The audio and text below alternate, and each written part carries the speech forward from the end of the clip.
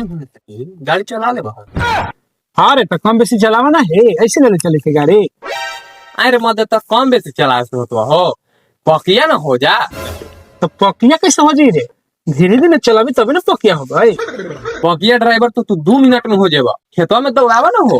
तेरा बहन खेतों में दौड़ा से पकिया ड्राइवर हो करी रे, रोडों पे चला से होती पकिया ड्राइवर। हाँ रे मदे इतना मानी बकरी लोग थे, बकरी भी लेके जाकर सटा के ब्रेक मारा ना। तो बकरिया भी ब्रेक मार से कैसे गाड़ी सीख जाबी रे? देखो बकरियन भी सटा के कच दे ब्रेक मारला, अगर गाड़ी रुक गेल बा तो तू पकिया ड्राइवर हो गेला। आ सटा के मरबे ब्रेक आ कनी चढ़ गेली तो मदे चढ़ जेते का हो जेते, बकरी के दाम दी हूं। बहन जो ध्यान दे रहा है, बहन जो कहीं जब चढ़ जेती बकरिया तो बकरिया मर न जेती। बहन गाड़ी सिखाएगा अगर बहन जो ध्यान दे रहा है। हमार बात ना मन मत बन चल लाड़े चढ़वा, तू सीख ले ला गाड़ी जिंदगी में पांच चल खेते में तू चल।